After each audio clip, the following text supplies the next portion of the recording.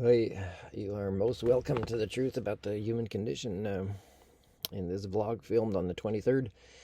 I just watched Democracy Now! Here's some patterns. It's not the only thing I'm watching, but I follow patterns of stories that are covered or not covered, that people think should be fought for and not fought for, or talked about or not talked about. And it's pretty sad. Like, there's so many mass shootings. And if the mass shootings don't hit any of the elites in politics or the magical monetary paradigm, millionaires, billionaires, or artists that are famous and have fan bases that don't know anything about them as artists, really as people. But anyways, if it's just the average person killing the average person, there's very little being done to understand the concept. Guns bad. Talking, understanding, respect, human rights, good. It's the wrong people dying, but the elites are okay with that. But if the elites or the more famous lose someone or get killed or get hurt or almost get killed, I was worried when Santos, I don't know what he did, but he said he has a surprise for the journalist stalking his office when he comes back, and it could have been he snaps. I think it's too early for him to snap. I think he's been like this for a long time. It'll take more for him to snap. But what if he snaps in this way, so he can make the history book in whatever way he can? That would shake things up a bit more. But the thing is what does that say about you as a species, right? This is about the human condition.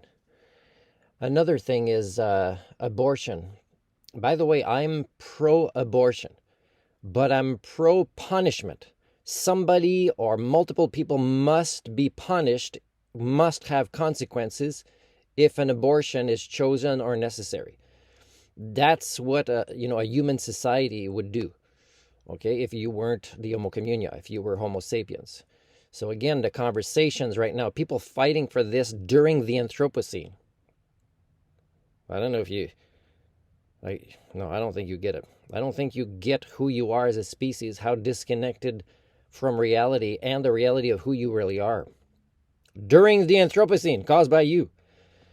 So yes, I'm pro-abortion, but it's so sad to see that this is still something that you're talking about during this time and that you're not having the right conversations about it.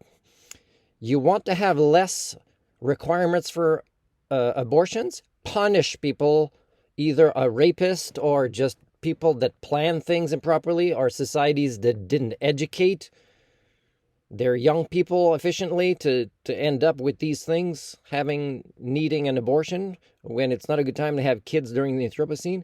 There must be consequences. Then you'll have less arguments and less pregnancies.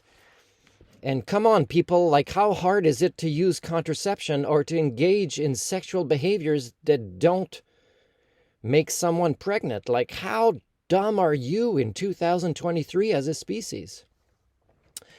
It's nice to see strikes at universities, but again, it's just moving money around where there's nobody of quality to provide services of either education as a collective, as a whole. And then investing in the mental health evaluations of the students is one criteria that won. Well, what if you realize most students are mentally ill if you're honest about the evaluation and you don't go by the evaluation should be having results based on the resources available, whether there's money coming in for them or not, but there's no competent people to provide these counseling services, for example. Money doesn't solve stuff. Money created your problems. You need quality in your lives. So here's something. In the letter that I've posted a few places, the last version of it was for New Zealand, because I was hoping that places like Japan that are islands, Vancouver Island was my first, then Japan, there was, if I had more energy and I thought it was going to make a difference, I was going to try a few other places like Taiwan or Hawaii, but really, you don't need to be an island.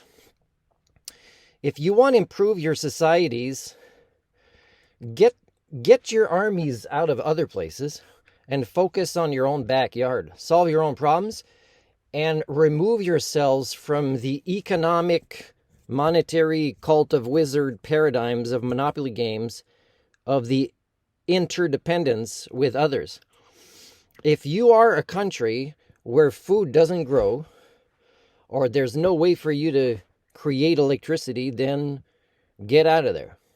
But chances are you can become more self-sufficient. It'll be harder for some than others, and that's where you got to arrest politicians like Harper, for example. For us, that has not promoted the scientific paradigms for us to understand this. Him visiting Vancouver Island but not saying, hey, you guys should be more self-sufficient in case there's a big earthquake. Even your own university said it.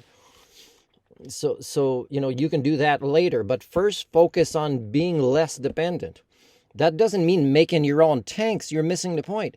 It means making your own food, making your own clothes, creating public transportation systems that doesn't require parts coming from other countries for cars that you want to put on roads that'll be congested and polluting and not going anywhere. So start becoming more self-reliant without, at the same time, deciding to think you're better than other countries, or you don't need them, or you don't have to be friendly with them.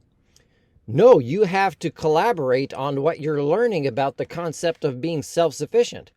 So the exchange should be ideas. It should be growing science, should be growing collaboration. It shouldn't be growing the pockets of the elites in the interdependent nations that most of you are not realizing are one of the big explanations at the root of all your issues.